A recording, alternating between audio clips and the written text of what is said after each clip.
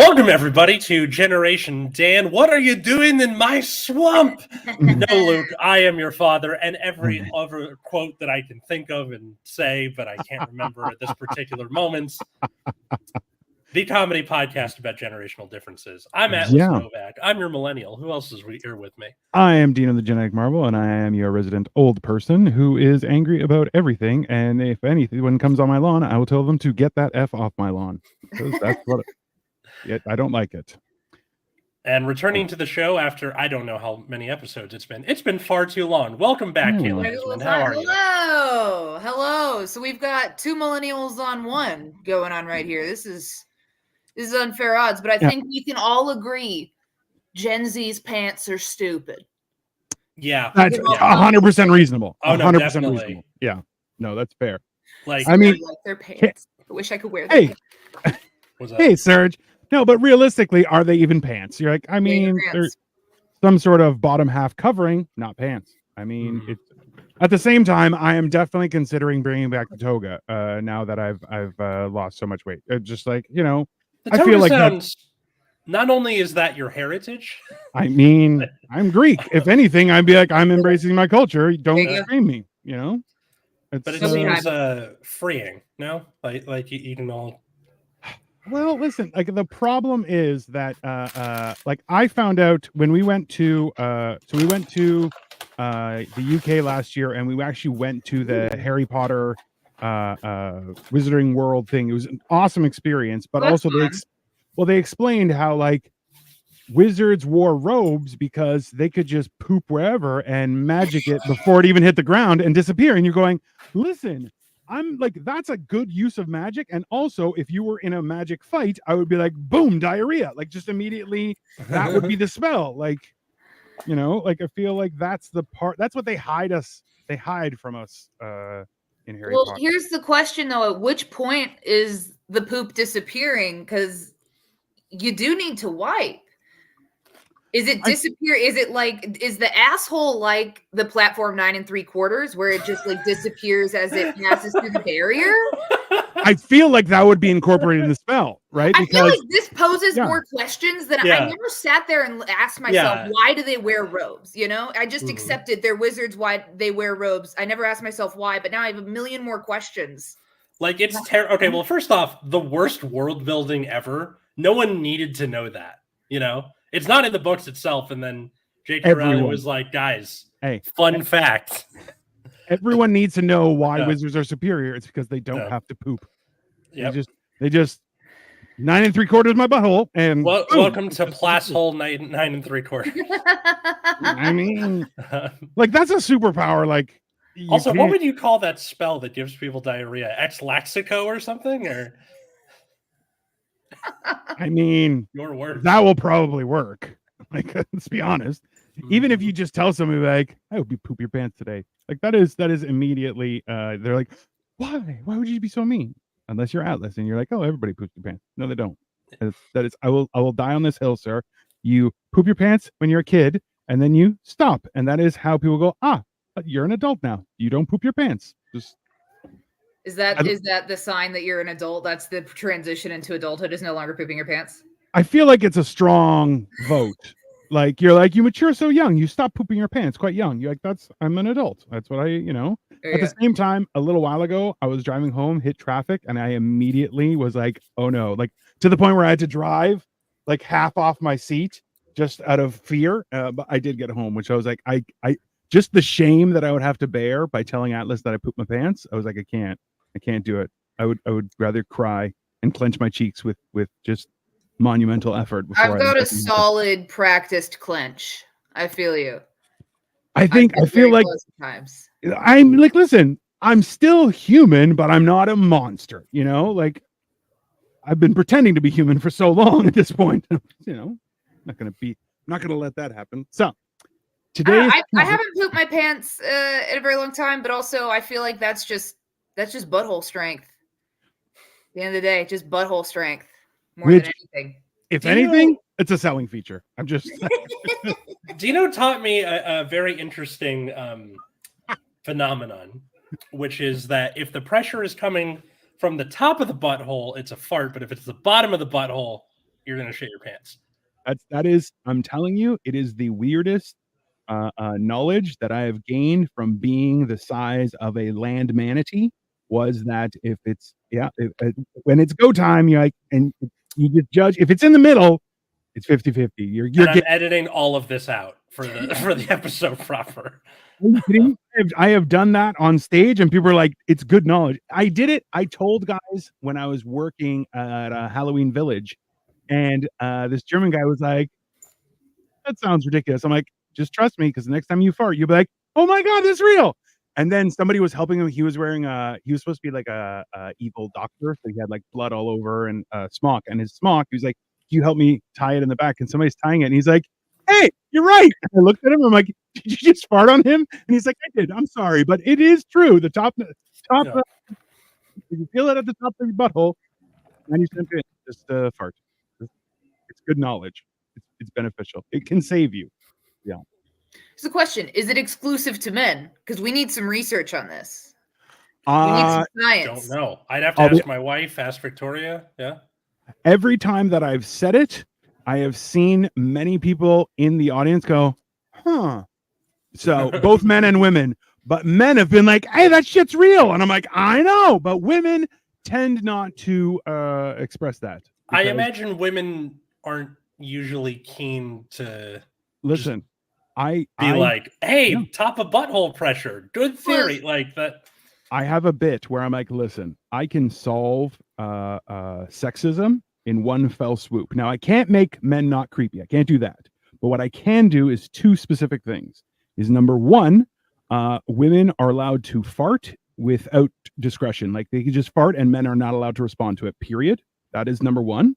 And number two is women deserve pockets. Those two things, and I'm like, I think we're equal at that point. I think it's fair. It's pretty solid, right? Dino. Yeah. You're on super thin ice. Why? Not with me. Just like being allowed to listen. No, women deserve pockets, sir. Women deserve pockets. How dare you? It's really hard to say stuff like that and not have it blow up in your face from somebody down the line. God willing, right, and God willing, and I won't react if it blows up in my face. I tune out the second men start talking on women's issues. I'm like, yeah, I glaze over. I'm gone. No, it's we've half the country doesn't have access to abortion, so I feel like the pockets will be nice to be able to hide abortion pills in. If they were deep enough to be able to get the abortions out of, that'd be great. That would be great. Pockets are important. I mean, it's a crime. It's a crime. Honestly, I feel like somebody could just open up and be like, "I'm a tailor. I specialize in adding pockets to women's clothing." 100%. There we go. I'm telling you, it's the future. And listen, if you want to be a non-creep, notice a woman that has pockets in her outfit, and she will go, "It does have pockets." It's a camaraderie thing. You're going, "Hey, everybody deserves pockets." It's a good thing. I think it's fair. Anyway,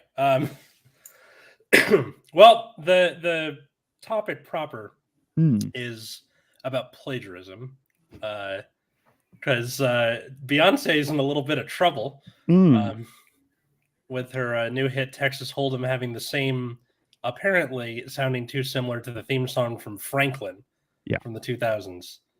Franklin is blowing up, so I do vaguely remember Franklin. I had to look this up because this hadn't come into my knowledge. So is she actually in any trouble, or is it just people making comparisons? Because I found the comparisons on TikTok. But is there is there a lawsuit or anything going on with it? I don't think it's a lawsuit. I think it's like people are like, "Hey, this sounds like this," because the instrumentation is pretty much the same, and it's like similar tempo. That's about it. Yeah, I noticed the beats were similar, but I was like, I don't know, that doesn't sound as similar as I feel like. Maybe, but also in all fairness, I have a musical theater degree, so I had to take a class called aural skills, which is like listening to music. It's being able to identify music by ear. Terrible at it. Remedial aural skills. It was my weakest skill in all of my music classes. Was it like being able to know what note was just played, or being able to go, "That's from that show"? Oh, no, it's for being able to identify the chord progressions, like is it augmented, is it diminished, that I was really bad at. But I listened to a couple of the comparisons and I was like, I kind of hear it. It sounds like similar styles, but yeah, I was like, didn't quite click for me. Listen, especially when it comes to music, sampling has been an issue since the 80s, if not earlier. Like there was a whole thing where they're like, people using sampling is is infringing on people's art. And even there's a video of Prince like telling people off. He's like, I don't sample. I'm a musician. He plays like 22 instruments. Did play in 22 instruments. So he's like, yeah, I don't need your music. I make my own music. And he just looks in the camera. He's like, yeah, I said it. And you're like, oh, it's quite aggressive, sir. Also, he's this big. So you're like, wow. So mean for a fairy-sized man. Very little, but that's great. So that's like, but that's the thing. No, is I always love a Prince story. Like I've heard Prince story. I'm like, that's a good story. He was an incredible, like at the same time. Everything was so funny and great. That's awesome. Oh, no, I do love the idea of like pitching the idea to Beyonce, where you're like, listen, Beyonce, I got a new direction for your career. Okay, listen to me. I mean, it's the Franklin theme song. Like, I want to be in that. I hope it happened. I want it to be true. I want that to be real. Oh, like you can only wonder what happened leading up to that, right? Like, just like, so listen, there's this turtle. His name is Franklin. Okay, he can count by twos and tie his shoes. God damn it!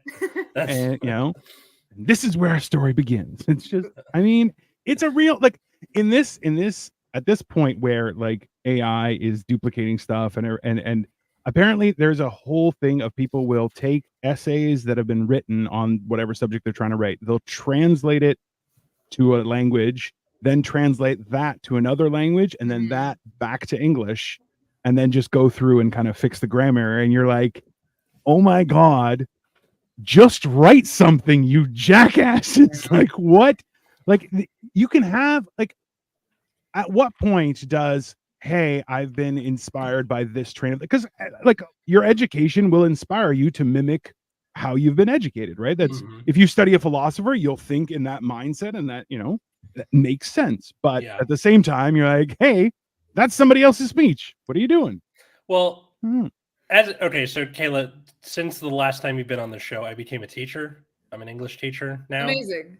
Yeah, so I didn't realize how prevalent plagiarism is in the teaching community, I guess, or like in education, but it's a good thing. Like the first time I like teachers like take stuff that work from each other. And it's not even oh yeah, that's awesome. Like, oh, it's okay, you can do it. They'll literally be like, hey, you want this? I'm like, sure. Yeah. But you're educating people with, like, you're like, hey, I used this last term, right? It was good. People were very receptive to it. You want to use it. I think that's a reasonable sharing of thing. Because in the end, you're not going to read their stuff word for word, but you're going to use it and go, okay, so these types of and then you're going to talk on your own voice, right? Like, yeah, that sounds more like sharing information among your community. Yeah, right, but like it's just plagiarism. It's ironic because in school you're like, don't do plagiarism. Now with the AI thing, like, don't write your essays with AI. You can't in college, if you submit an essay to one class and then reuse it in another class, it's still plagiarism because that's like ridiculous. Yeah, I know. I'm plagiarizing myself. Like, what are you talking about? No, that's literally what it is. Especially because I'm interested. Like, there would be so few instances in my entire college career where I would have the opportunity to like use the same paper for something twice. I'm like, listen, if you happen to assign me the same thing I've done once before, let me resubmit that paper. Also, why am I learning the same thing over again? Yeah. Right. The AI thing that one really worries me. Like that one is so egregious to me. It irks me on such a deep way. My favorite thing that's happened so far, you know how when you put multiple questions into an AI or into ChatGPT or whatever, like, can you write? I don't talk to robots. I don't talk to cops or robots. That's fair. There you go. Good. I don't talk to Siri. I don't talk to Bixby. Proud of you.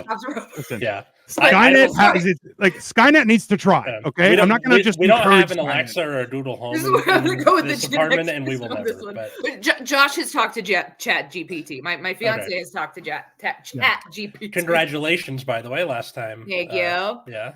Congratulations. Yeah. So if you put multiple, like, can you write a thing on X, Y, and Z? It will split it up into 3 things and put like in bold lettering. Like, here's your first thing, blah, blah, blah. Here's your second thing, blah, blah, blah. Here's your third thing. What happened to him? He's gone silent. Oh, no. I was like, is it me? No, that's what I thought. I was like, wait. What was the last thing you heard? It'll give you 3 things. Oh. 1. Yeah. And then it'll give you like the, first thing, stuff, second thing, stuff, third thing, stuff. I had a assignment for my students with like multi-pronged questions, and one student turned his essay in where it was just literally first thing, blah blah blah, like he just copied and pasted it from Chat GPT, and I was like, dude, try harder. Like, you can. There are ways to cheat in school. I'm not going to tell you them, but try harder. But okay, realistically, if you cheat, okay, and don't get caught, you worked smarter instead of harder. No guilt, okay? But if you just copy someone else's shit, I'm sorry, you're a loser. That's on you.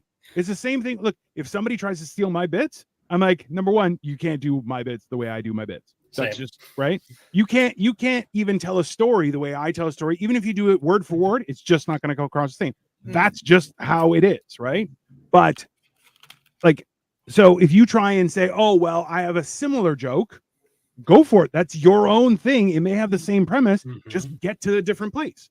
Like there was a comedian who she plays a ukulele, and she's super musically talented, and I'm super jealous of that. But then she started talking about how hard it is to have parents that are like good parents and successful, and now you're like, oh, I have to top that. Oh, I'm screwed. And I'm like, oh my God, I have the same bit where I'm like, I have immigrant parents who came to this country, and they're like, I came with $5 and half a luggage, not even a full luggage, only half. And I have built an empire. And you're like, thanks, I'm depressed. And you're like, that's my response to that. I have nothing, to do. And she's like, it's a similar one, but it's a different avenue.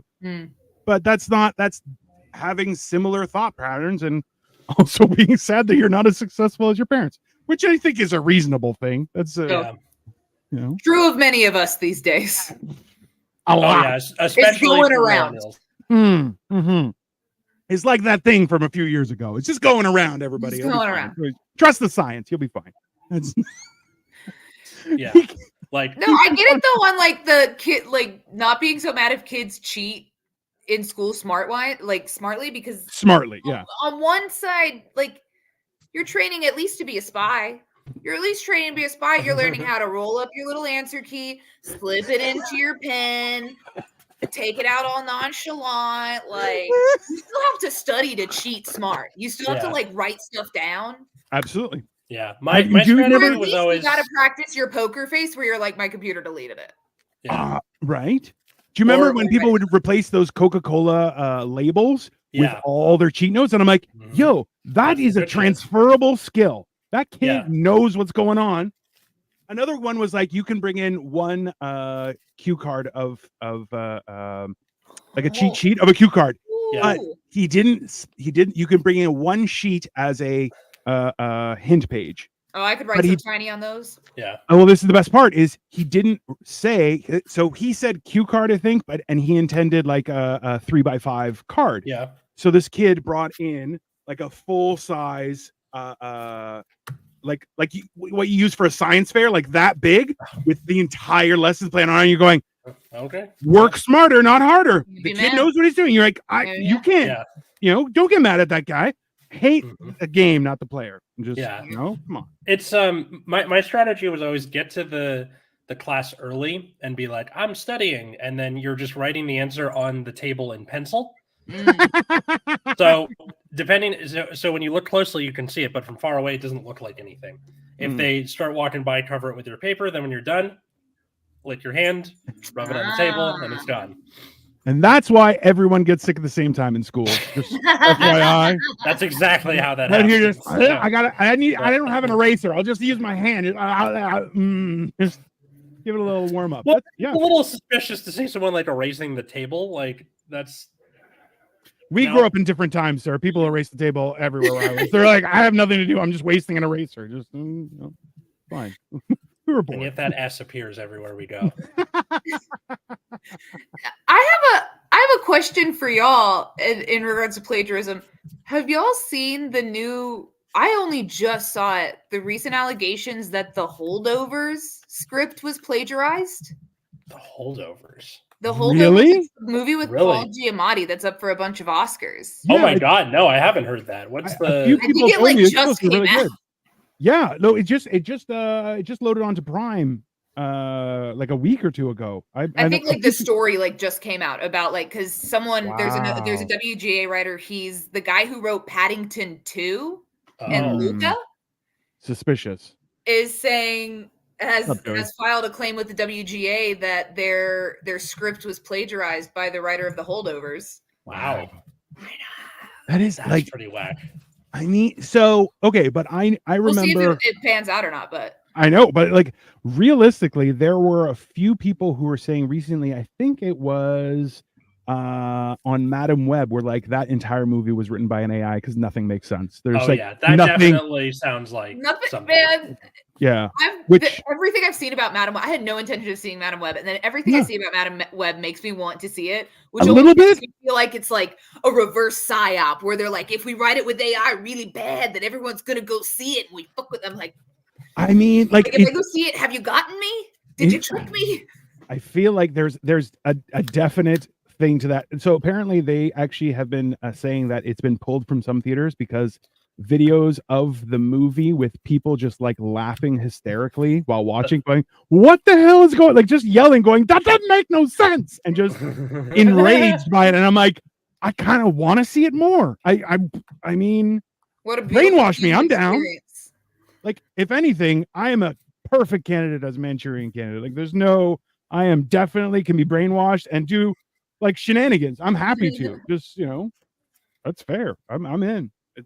It's very weird that people are using this because, like, I remember they were saying that, like, I know one of Victoria's friends bought 50 Shades of Grey, and she's my wife is Asian. It was an Asian friend, and the Asian friend reads actively and was like, I got 3 pages in, and I'm like, who wrote this thing? It's barely grammatically correct. And I'm like, that's fair. So it's like, are your options to do it like poorly or have AI do it and maybe it'll be better? Theoretically, I don't think that's a solution, right? Like, just be better.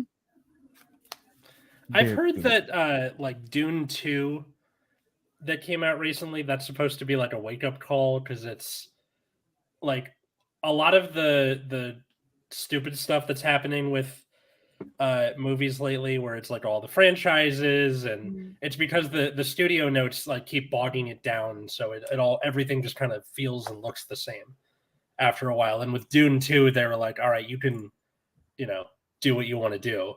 I saw Dune 2 this last week. It's great.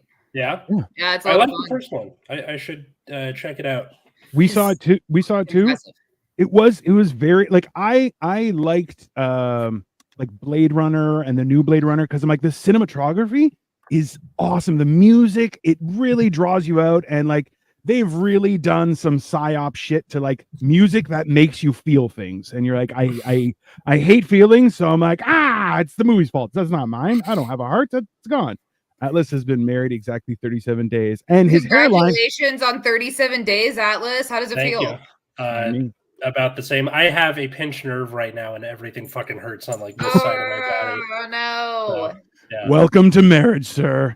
It's when you get both shoulders and you're like, oh, this is just my life now. That's fine. No, I gotta say the funniest part about having a pinched nerve is asking your retired doctor dad for help, and he's like, okay, so take Advil once a day, get lots of sleep. And I'm like, I'm having trouble sleeping. And he's like, are you doing weed? And then I was like, yeah. And he's like, do more. I love that your dad is like, are you doing the weed? Yeah. The weed will help. Do the weed. Do the weed more. Can your Mhm. dad be my doctor? Because he's the only doctor that may consider me healthy. He's like, congratulations, you have done enough of the weed. I mean, okay, Serge's like, it's not funny. Serge has a pinched nerve as well in his neck. I'm like, it's not.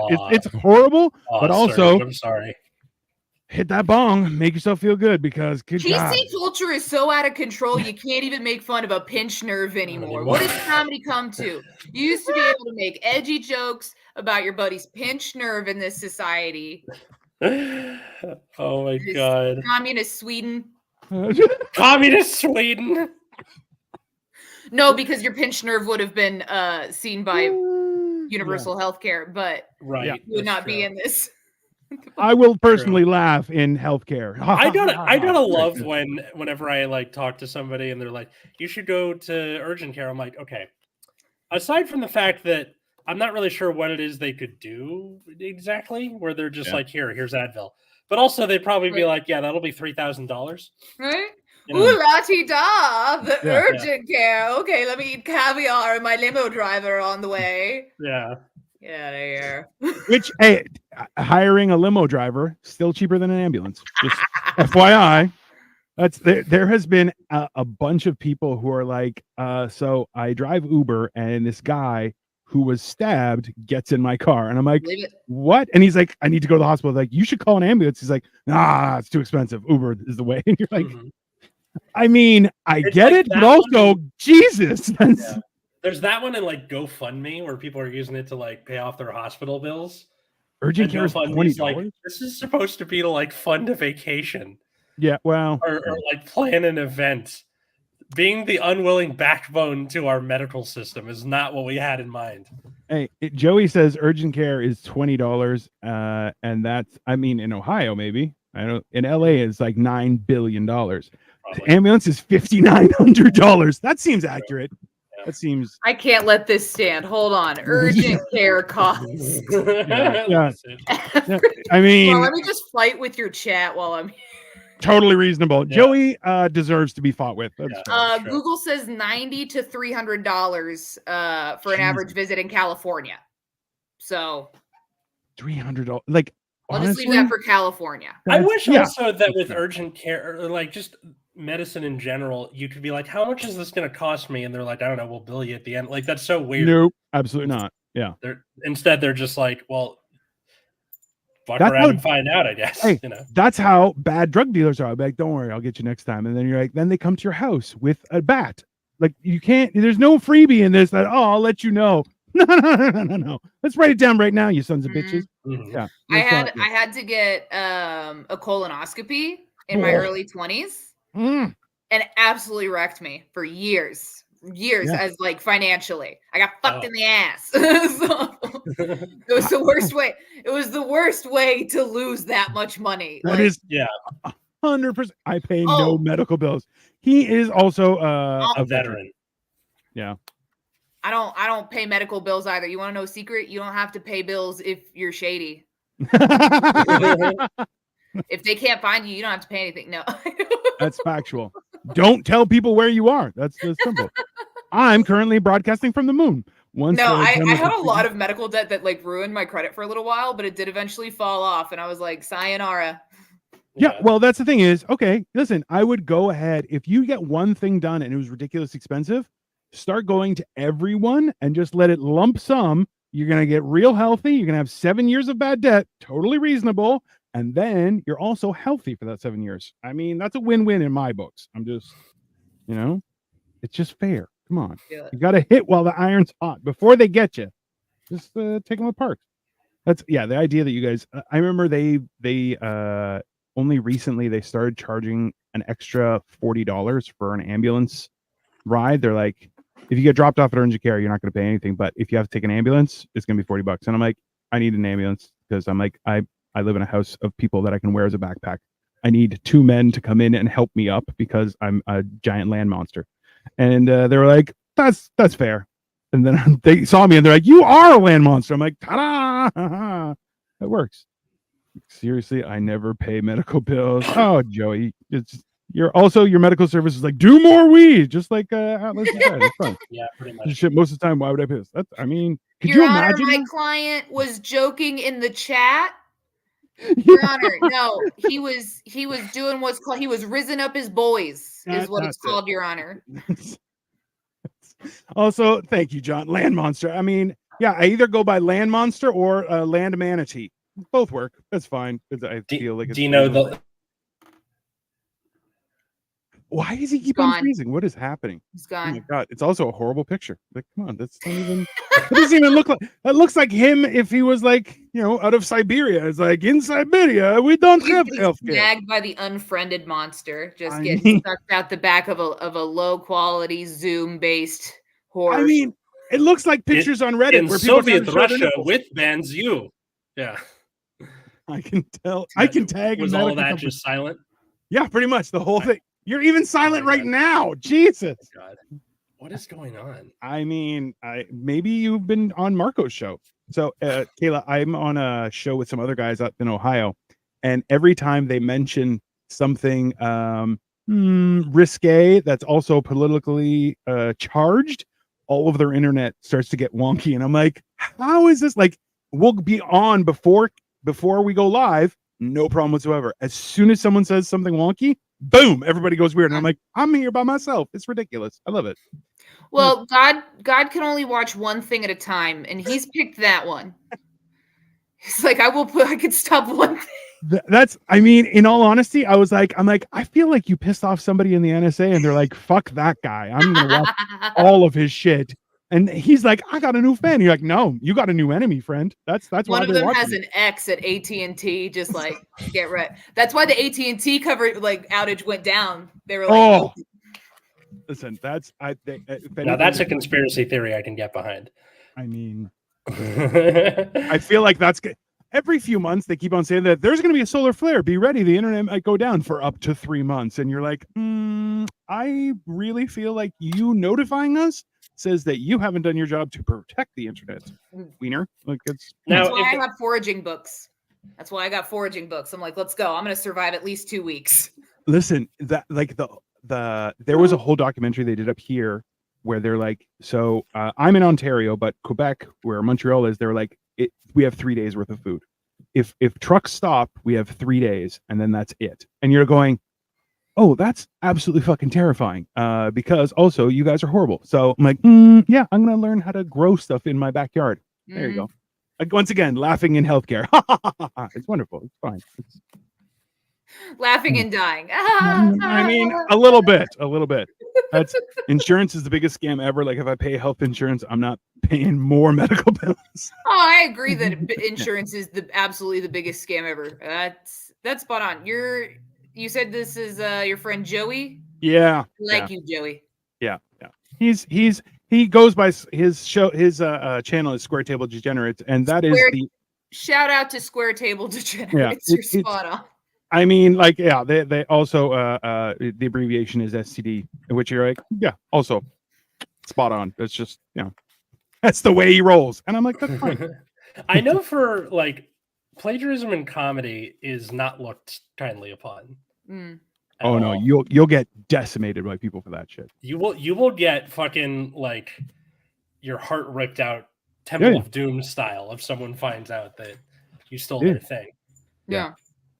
I always find that weird that people would do that, but well, it's interesting to me because like I think plagiarism in comedy absolutely happens. We see it, but it's so funny to me whenever someone I see it happen. The accusations happen the most at the open mic level, where like people are like, "You plagiarized? They stole my joke. That person stole my joke," and the reality is they're just not as original as they thought they were.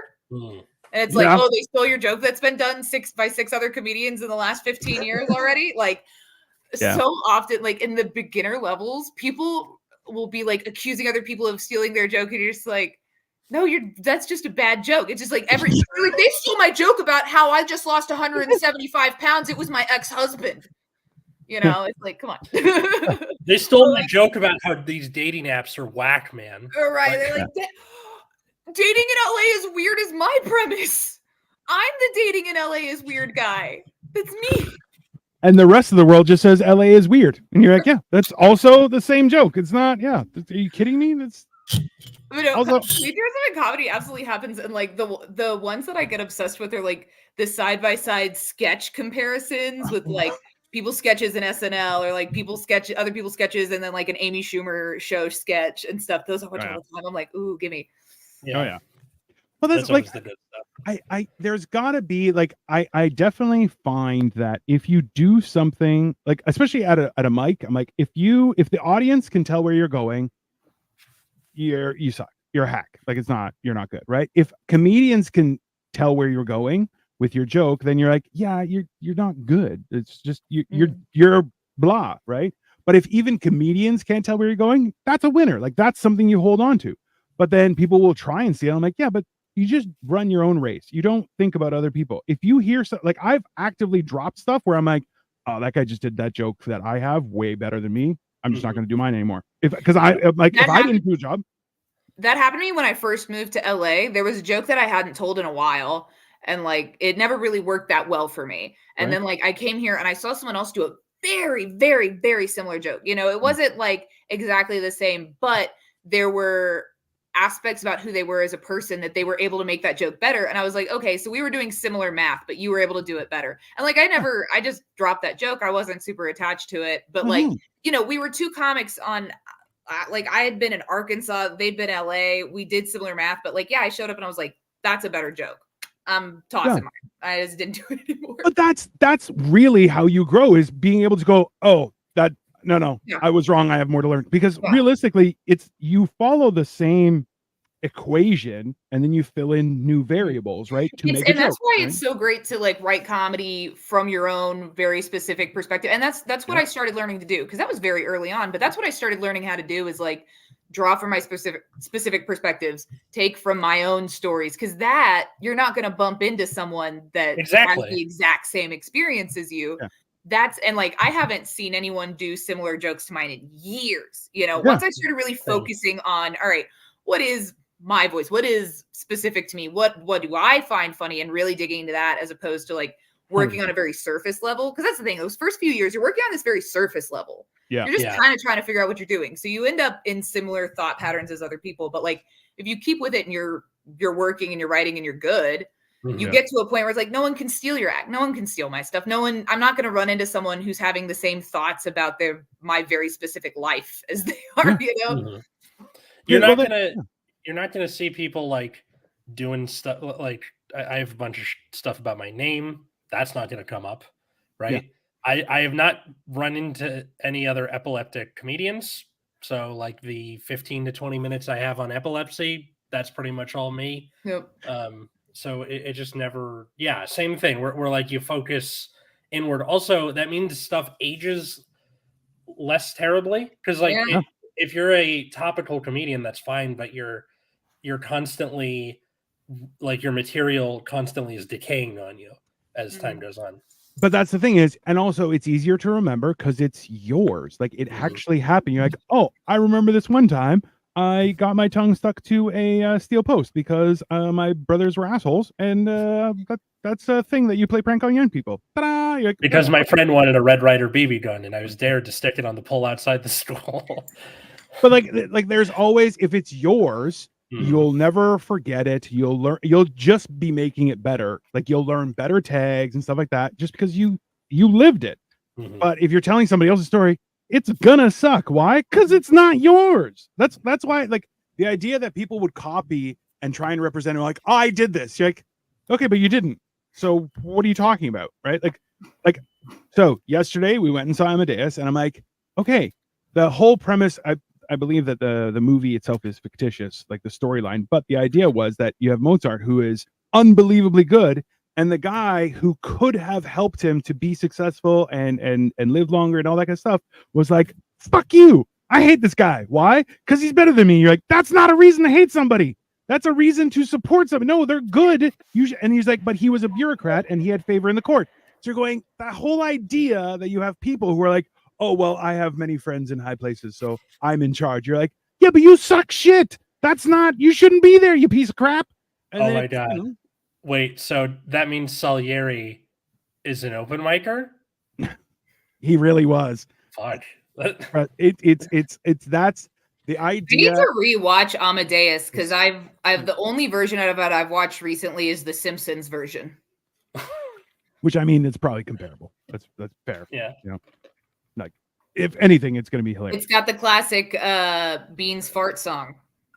I mean, that's top tier entertainment. Come on. Mozart famously into poop jokes, so that's kind of on brand for that. Okay, anyway. so or Luther too. That was the hilarious thing where like people were like, "Oh no, someone like Mozart would never talk like that." You're like, "Yes, he would." You know why? Because he was not operating on the same level. You're like, listen, a guy who can do this as a child is not in the same world as everyone else, right? Yeah. It's the same idea. If like people who are exceptional mathematicians and scientists and stuff, you're like, yeah, have you ever tried having a conversation with them? It's like plucking out your own eyeballs and then chewing on them. It is a nightmare. But if you take horrible mental image, Jesus. But it's accurate because you're just like, oh, I just don't want to be here. This is actually horrible. But if you take the time to be like, hey, can you explain a little further? And they actually will get frustrated at how they have to slow down to help you understand. And you're like, I'm trying, just please, just. And then you're like, oh, I get it. And you're like, ta-da! It's a communication issue. You guys are just assholes. But very weird. So, you ever hear the theory that when people become famous, they stop maturing? Yes. So if Mozart got famous at like 5, then his love of scatological humor makes complete sense. Yeah, absolutely. Like that, you can't function and be like, that's the big risk of child fame, right? Is that you nobody will actually be honest to you, right? And people stop punching in the face because that's your moneymaker, which is like kind, but also no, people need to be punched in the face. That's just, the world is better that way. It's just Mickey Rourke, better career after getting fucked up in the face. I mean, and that thing, you ain't selling that to What nobody. exactly happened to Mickey Rourke? I don't actually know like what caused the facial damage. He had a bunch of plastic surgeries. Like, I guess he had one that went like really south and then he's been trying to fix it ever since. And now he looks like he replaced his skin with fried chicken skin. Robert Redford had the same thing. Still acts amazing through the fried chicken skin. Wow, listen, he's smelling chicken skin the whole time. It's an incentive to keep going. I think it's fair. It's delicious. Better than asshole 9 3/4, that's for sure. that might be the episode title. It's very tempting. I mean, you're really tempted by that asshole 9 3/4. That's top tier humor. If there's anything I know about you, like when people ask me about you, I'm like, well, he's real tempted by the asshole 9 3/4.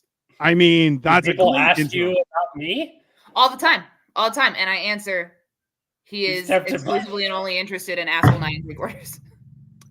I mean, if anything, like more questions and interest. I feel like that's you intrigue people that way. That's fine. That's a favor. You should thank her. I'm just saying. Yeah.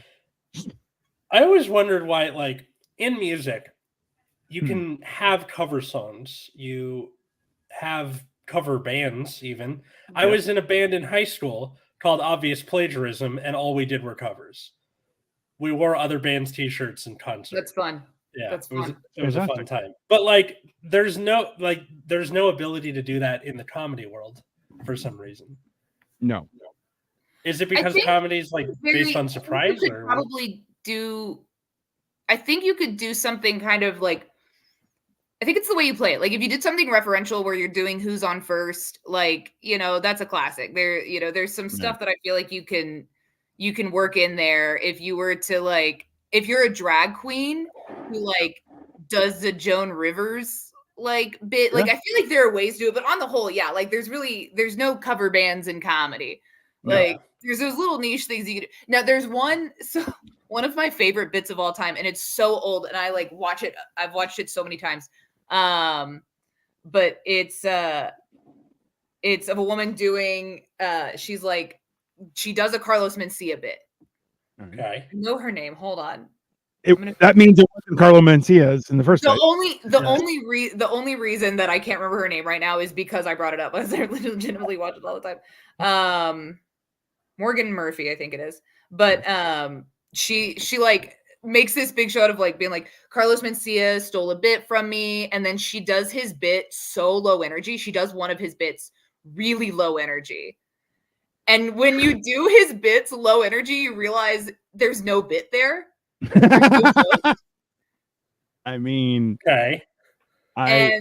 She like makes a YouTube video where she's like, I'm calling out Carlos Mencia for stealing a bit. And the whole bit is like, so I put my hand in my pants and I circled it. And then I pulled it out and I smelled it. And it's like, it's so perfect. And it's like the only time I've seen stand-up comedy plagiarized correctly, you know, because the bit is the fact that she's plagiarizing a plagiarist and exposing him for not being even having good written material. It's so perfect. I'm gonna find it. I'm gonna find it. That's so Please fucking do. funny. But that's like It is Morgan Murphy. It is Morgan Murphy. Okay, I was right on that at least. But that's the thing is like the only way to respond to that like is like, oh, if you constantly plagiarize material, like that person should, like in anything, they should be ousted. Like, oh, then don't hire that person. They're they're garbage. It's not even that, right? It's called Mencia Steals Yet Again. It's Morgan Murphy. She posted it 16 years ago. Jeez. Watch it. It's like it's very referential and it's great. Did you know if you pretend to shake salt on your tongue, you'll taste salt? Listen, I don't know, Atlas. I feel like you should try that out. Definitely, maybe with both hands, salt and pepper. Go for it. Also, okay, one of my pet peeves, and let me get your opinion because you guys probably do more comedy than I do and go to more shows and stuff like that. But if there's somebody who's like, oh, I want to do 5 minutes, and they're let up, and all they do is street jokes, like jokes where you're like, yeah, those are all over Instagram. That's not none of those aren't owned by anyone. They're just just regular long-term shit jokes. But then they're like, haha, I'm hilarious, and you're like, the fuck off the stage, you piece of shit. Like, just I get enraged by that, and I'm like, I feel like I might be the bad person on that, but I don't know. What do you guys think? I certainly don't like it. Like I'm very judgmental of those people. It's very easy to be judgmental of those people. Yeah. I will say so. Like I think it was Patton Oswalt. His first time went up and did like street jokes from a book. Yeah. And then a comic came up to him and was like, "We don't do that. Yeah, that's not what we do. We don't do that." So I think like if it's the first time, that's when you as like a fellow artist may be like, you know what? Hey, friend, I see you look. So, and that's just me. That's my energy because I teach kids, not as like any traditional like way, but like I also teach kids, and like, so I'm like, hey, buddy, hey, friend, I don't think you did that right. I love your energy. I sure love your passion. Sure, Boyle, but but like if you we had this guy back in Little Rock when I was doing comedy in Little Rock. He would literally go on stage. And like he would get snarky t-shirts. He would get snarky t-shirts at like Walmart and Goodwill and like Target and shit with little sayings on it. Yep. He would literally just hold them up and read it. And that was his whole bit.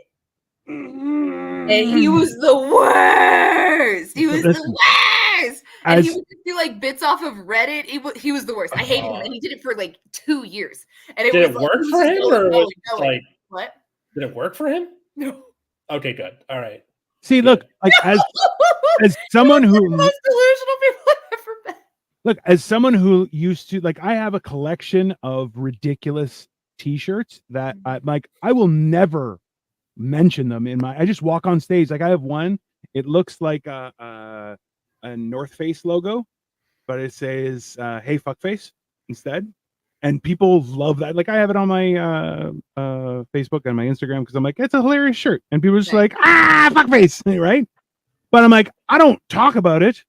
I'm like, I just conversation piece in like normal conversation. Yeah. Yeah. Also, it sets the bar. I'm like, I have one that says, ew, people.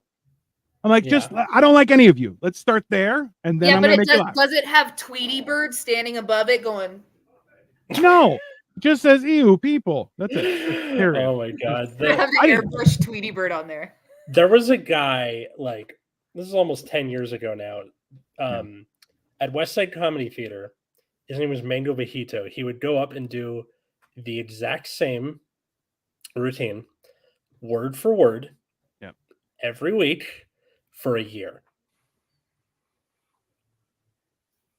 Talk about plagiarizing yourself. Like, it got to the point where the audience was just like saying his shit back to him. No, I've definitely seen that of like the people who like they will write 5 minutes and they'll get laughs on those 5 minutes and then they're like, oh, I'm gonna do this 5 minutes until I die. Yeah. This is my 5 minutes.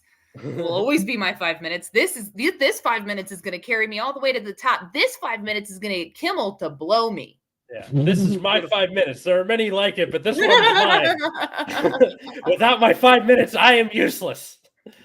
I did my first 5 minutes for like the first 6 months until I got a paying gig. And then I'm like, I'm never doing that material again. It's on. And since then I'm like, okay. And people are like, hey, now you got paid for it. Technically, you're officially a comedian. And stop doing that joke. I'm like, yeah, no. I need to make sure I was funny enough to get to this far. And now I have to be creative on grand scale. I had a guy that I was dating when I first started doing comedy. And he actually, like, after we broke up, we only dated for like the first couple of months I was doing comedy. He was also doing comedy. And after we broke up, someone sent me, it went around the scene, and he kind of stopped doing comedy after we broke up. But like, someone sent it around the scene, someone found it. He'd actually plagiarized his joke word for word, beat for beat from a New York comic. And it was one of those things, it wasn't like the same thought process or anything, but like beat for beat, word for word, the pauses were the same, every phrasing was the same. He'd full on pulled this like 4.5 minute bit off of this comic from New York's YouTube. Yeah. But then it got crazier because I was like so curious about this. So I was trying to find this comedian. I was curious about this New York comedian. I couldn't find anything other than like a couple YouTube videos of him. I was like, is he still working? Because the video is a few years old. So I started digging. Turns out, okay, so the joke is about when Superman's coming in, that first guy who's like, look, it's a bird. Look, it's a plane. Look, it's Superman. The joke is like, well, the first guy who's calling out to everyone that there's a bird. What a weirdo. And then the second guy is like, oh, who's this guy calling out that they see a plane? And like his whole rendition of that joke, exactly that New York comedian's set word for word. But what I found was an article titled "The Most Plagiarized Joke in Comedy" or something like that. Oh shit! Or the hackest joke in comedy, something like that. God. And it talks about how many people have done different renditions of that joke. How it's like the least imaginative joke. It's like one of the most done jokes. You see people do this specific premise about who's that first guy who said, "Look, a bird." That you see people do this premise all the time. And I was like, this dude stole a famously hack joke. But that he would also bite little pieces off of his mustache and then spit it out. Okay, so I've done that, but I don't like not on a regular basis. It definitely sucks when it starts. The biting the mustache, not the plagiarizing. I don't do that. But here's the question: would you bite a piece off of your mustache? Would you bite a piece off and then spit it onto the table that you were having your date dinner on? No. Then you're doing fine.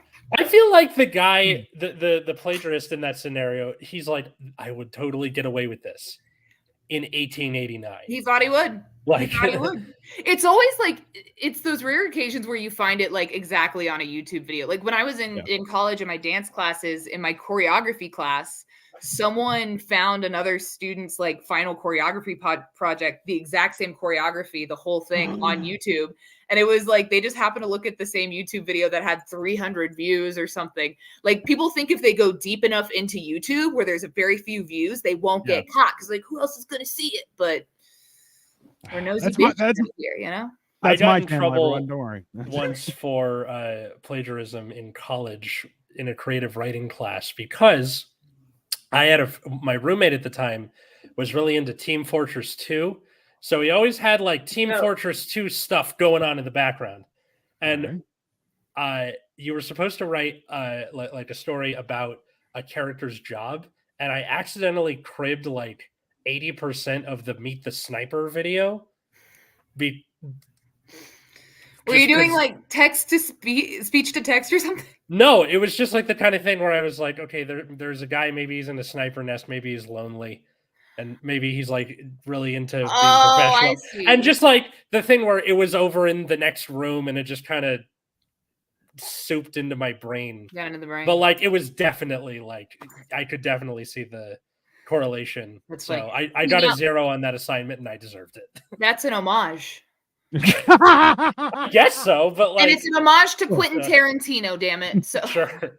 Professionals have standards. Yeah. That's the other thing is whenever somebody says, "Oh, this is inspired," be like, "Oh, that's who they stole it from." Okay, that's good to know. Well, I mean, you know, the reason I mentioned Tarantino is because he's talked about how he's like, you steal, like, it's like steal well or steal artfully or something. He's like, because he uses a lot of inspiration and takes a lot of inspiration from other films, and you'll see shots that are like remakes, but it's like, it's that interesting line in art where it's like, you know, at a certain point it becomes homage, it becomes a reference, you know, as opposed to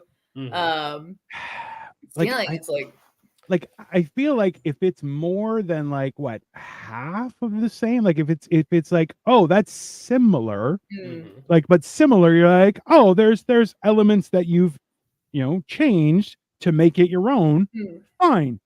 But if it's shot for shot, you're like, hey, fuckhead, that's somebody else's thing. Like, what do you, I don't, you know. It was one of those things where she's like, I'm gonna give you a 0, Mike. I deserve it. But also the shot for shot remake that I will defend is the RoboCop shot for shot remake using partially Muppets. Okay, but that's every movie should have a Muppet version. Okay, every movie. Okay, those are the remakes. Listen, I don't need a new anything. No, I need that movie, but now with Muppets. That's how I don't need a live action anything. I need Muppet everything. Yeah, 100%. Muppet Game of Thrones, Muppet Saltburn. Let's go. Hey, like, I want Muppet Face Off. Pirates of the Caribbean. Let's go with Muppets. They made that. It's called Treasure Island. I know, which apparently the whole thing is that. And guess what's inside it? it's Michael Keaton and what? Tim. Why can't I think of this name? Tim Curry. Tim Curry?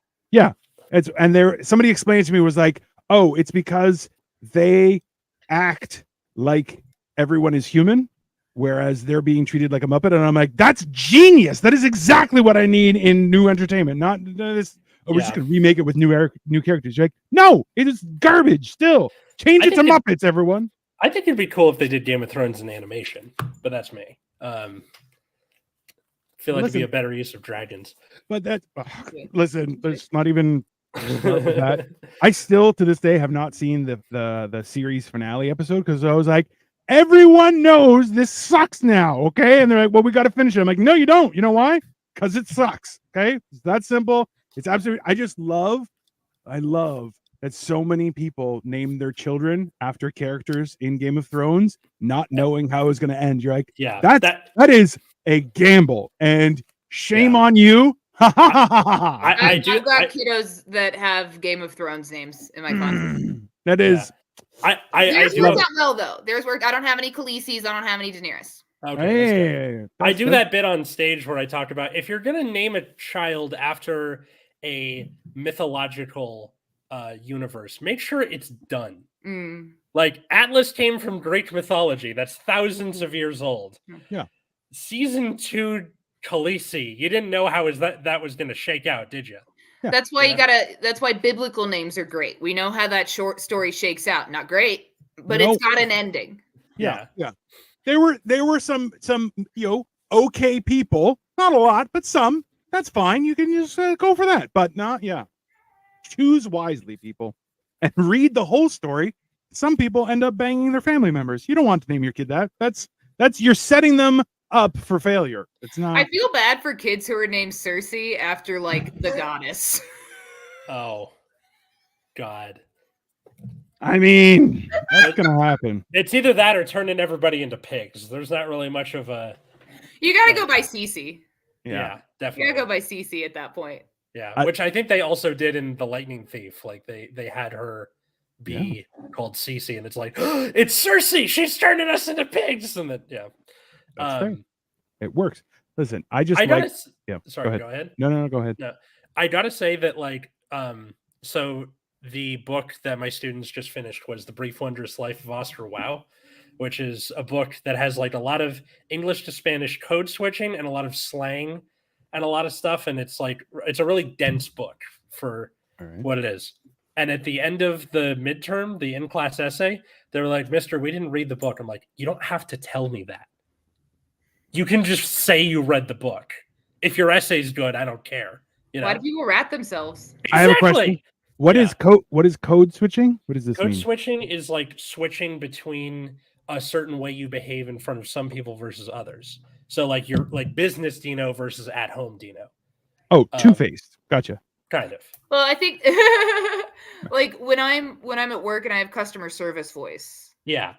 Yeah. Exactly. That's Code switching. Or Yeah, also like when I talk to my family back at home, my southern accent gets thicker. 100%. But that's you. Like in one scenario, I'm paid to be nice to you. That's all. That's what it. Yeah, that's called a job. It's not me being two-faced, right? It's the ability. Code switching is like switching between like villain and genuine, but like different affects that you have that are genuine. Yeah. It would make me confused. That's fine. I mean, like I also, I teach in a different tone that I'm talking to y'all in. You know, exactly. Yeah, your teacher voice. Yeah. And like, how are you doing, my friend? Are we having a great day? It's so good to see you. Yeah. Yeah. I teach little kids. I'm thankfully not an educator because I would look at everybody and go, "Wow, what's up, fuck faces," and just start from there.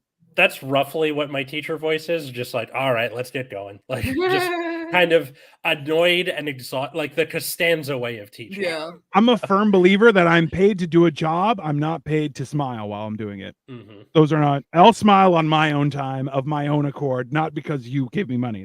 I'm very lucky in the scenario that I teach in, though, because I teach acting classes at like an after-school program, so I have a lot of control. So I'm able to be very, you know, I'm not super worn out. I'm not in the public school system or even the private school system. I'm got a lot of control over my own class. It's very nice. I get to teach the arts, so I get the ability to be very gentle with my students. Mm-hmm. I feel like you might in my electives where you can sort of there's more freedom in curriculum. And I teach nothing but electives, essentially. You know what I mean? Go, yeah. Because I teach musical theater, I teach acting, I teach scene study and voice acting and stuff. Like, Kayla, I have regular students in classes, but it's a very non-traditional setting. I feel like you have a missed opportunity where you'd be like, my teaching method is inspired by the 50s, and then you get to hit all your students with a yardstick. It's really hard to hit kids over Zoom, but it's also hard for them to get me sick. I used to teach in person, and now we've swapped to being all on Zoom. And let me tell you, I think my passion may be teaching acting from my living room. Mm-hmm. Ooh, I mean, that's nice. No commute. I mean, that. Oh, listen, the idea that what's the worst commute you guys have ever had? Mine was like an hour, both ways, like just nonstop traffic. It was an hour, and I'm like, yeah, I will never do that again unless it's a lot more money. Just absolutely not. It's insane. My current commute is that I think it's about an hour. I've had commutes that were about it. Well, actually, no, I think my worst commute, because I've had commutes where it was about an hour, maybe even a little over, depending on the traffic. But my worst commute, the first 3 weeks of college when I was 18, my first 3 weeks of freshman year, I was still doing a play back in DFW in Texas, in the Dallas-Fort Worth. I was like still doing a play out there on the weekends. So I would drive 5 hours from my school back to Texas to do the play. What was the play? You deserve to work from home. You deserve to work from home. Nice. There you go. I guess to do the musical. It was Into the Woods, but yeah. I mean, I really enjoyed it. Like, I wasn't even mad really to be doing it. I was young and I had a lot of energy, so I've done some. I've done a lot of rough, and it feels different to do occasional drives for like I've done really long drives for comedy. I've done really long drives for other things. Like that feels a little different than that's not a commute though. That's a trip. Yeah. I did it 3 weekends in a row, so it like almost bordered on. It got close to commute, but like about an hour. I used to, when I was still teaching in person, my commute would be really bad because I would be driving during rush hour. It's brutal. Right. Oh. Yeah, and then when I was in college, the town that I went to college in was so small that there wasn't really anywhere to work. So I had to drive almost an hour outside of the town to go work at a Red Lobster in Hot Springs, Arkansas. Oh my God. That's fantastic. Was there an actual hot springs there? Yes, yeah, Okay. famous for it. Yeah. Better than Riverside, California, which has no fucking river, and they don't tell you that until you get there, and they're like, "There was a river, it dried up." I'm like, "Then change the name of Long, your long goddamn town." ago, Old Man Riverside. Jesus. Yeah, no, Hot Springs, Arkansas is pretty cool. There's an episode of King of the Hill Really? where they go to Hot Springs, Arkansas. That seems like something they do. I mean, why Buck not? Strickland takes Bobby up to Hot Springs, Arkansas. Oh my god! Damn it, Bobby! I know that's Hank, not Buck. No, doesn't matter. There's somebody made a song about him talking about propane, and I'm like, it is the funniest shit I've ever seen. Did y'all see the video, the song going around of Hank saying, I don't even know what a JPEG is. Oh yeah. I just want a picture of a goddamn hot dog. Yeah. Hot dog. So good. I haven't seen that, but I've seen the like. Do I look like I know what a JPEG is? Yeah. That is a meme famous in time for sure. I'm googling that because I'm going to send it to you right now, sir. One of my that's and by the way, yeah, John, I will message you with regards to that because we are also researching the same thing because Cole got monetized, so we're trying to make merch. So yeah, Nice. okay, so one of the electives I'm teaching this semester is film. So Nice. I'm just showing them movies, and my favorite thing to do is if a film has a meme in it, I'm like, all right, there's a meme in it, get ready. And so like I was showing him The Graduate, and you have the "Hello Darkness, my old friend" show up like 6 times. So just for everyone, here is the link in the comments for hot dog JPEG song.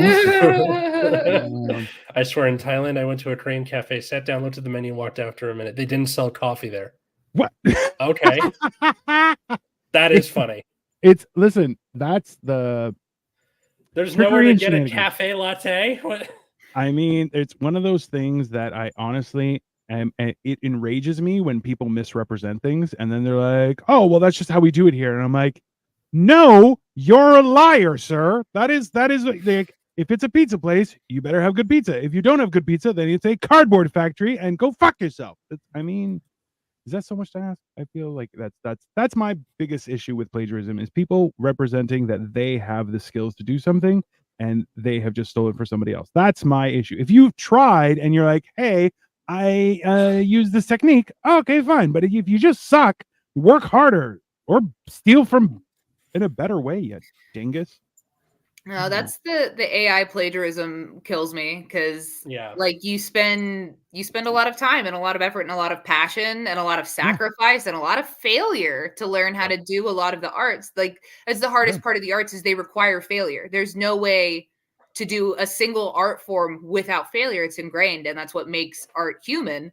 And then you take this AI that doesn't have to try. I almost feel like it's wrong to make art if you can't fear death. Like there's something about that bugs me. It's like you can't suffer if you can't feel. What's the point of your art? Miyazaki, I think the best point, or maybe it was someone else. Miyazaki was talking about AI, but someone they said, why should I be bothered to watch what you couldn't be bothered to make? Yeah. And I was like, that's it. That's the whole thing. Why should I be bothered to read something that somebody couldn't be bothered to write? Well, also, it's being trained on the internet. Like recently, Reddit went public, and now ChatGPT is being trained on all of the comments and stuff from Reddit. So eventually, it just becomes a snake eating its own tail. And it's extremely racist. Which is crazy, too, because so much of Reddit is bots. Yeah. Is intentional bots. Which at the same time, if you do something and you need something else to make it seem like this is a good thing, how about, no, it's not a good thing, dummy. Just how does that logic train where you're like, I will trick everyone because it's so good, the robots will fill it in and it'll work. You're like, no, that's like the idea that we now enlist AI to produce art instead of using AI to just provide us with all sorts of income so we don't have to fucking do this shit anymore. So we can make art. Yeah. Like it's literally, it's like, hey, how much faster can we make Skynet happen? I'll tell you, by literally destroying into everything. Yeah.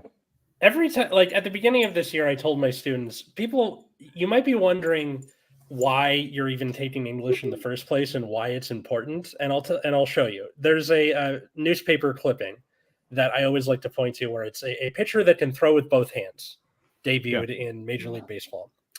And it was written with AI. Mm-hmm. He's cut all out. the times, God. He talked about AI. We were talking about AI. Oh yeah. I do want to, like, while he's frozen though, this, as an artist, I've suffered from this AI thing. Like, I'm so sorry to hear that, because that, like, it sucks and it's so hard to watch. And I do really stand by the, like, I don't like, part of what I don't like about AI is that, like, you can't fear death. And I feel like that's a driving force of art, is humans have this kind of inherent need to create. You see it at the dawn of civilization, where we have this inherent need to tell each other stories, to sing songs, and to draw things on the walls next to us. And it's almost this need and desire to connect. It's the need and desire to connect with each other, but also this almost desire to have staying power as a human being, to have this mark. Art is eternal. It's going to exist long beyond us, hopefully, you know, unless the hope is your art doesn't get destroyed. But like, this idea that your art and your ideas can affect people outside of yourself and outside of your circle, and these desires, they don't have that. And it takes the purpose out of art. Like, what is the purpose of pursuing any art if there's not a human aspect to it? It baffles me. Well, listen, art is the outside representation of your inner soul. Like, that is the whole idea. Is like, I am presenting myself and to be judged by others. Right? That's why it's so difficult. And you're saying, like, one man's art is it, like, for me, I have a hard time appreciating paint.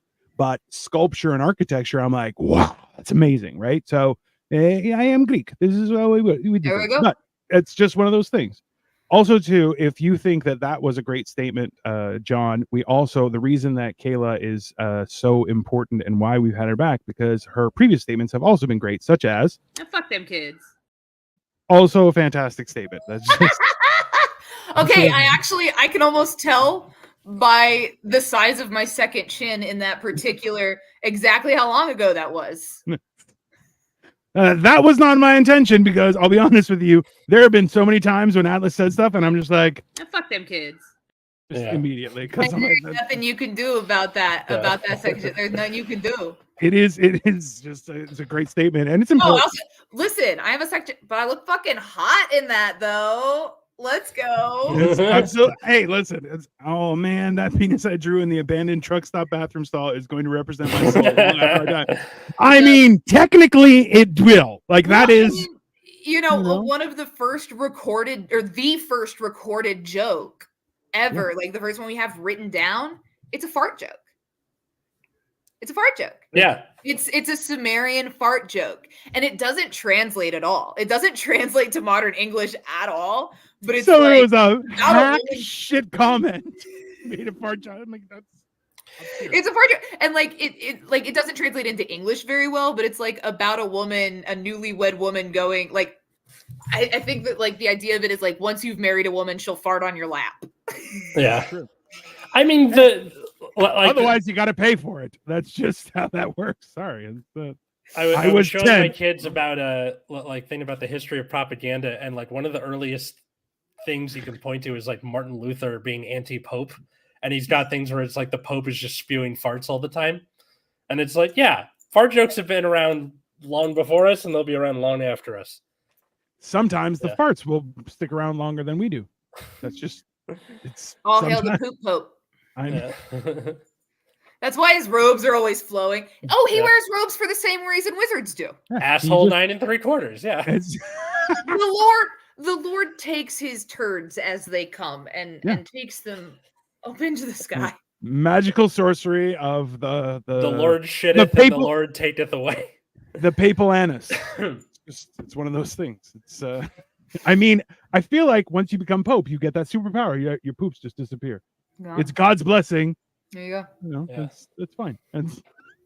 Turns out that's a wiping direction. The Pope gets a second butt cheek just right down the middle, and it's across. There we Yeah. A go. little high up, but still works. It's fine. That's a Phillips head. I mean, technically, you know, if he's a bad pope, if the horizontal one is a little low, then it's an upside down cross. And you're like, bad pope. That's the Nazi pope. That's what he got. I feel like if we're talking about Phillips head butt cracks, I think it's probably time to call it. That's fair. That is fair. Kayla, thank you so much for coming back on Generation Dan. Thank you for having me on. It's been super fun. Where can people find and follow you and all that good stuff? I used to be tweeting around on Twitter, but I'm not on that anymore, so that's gone.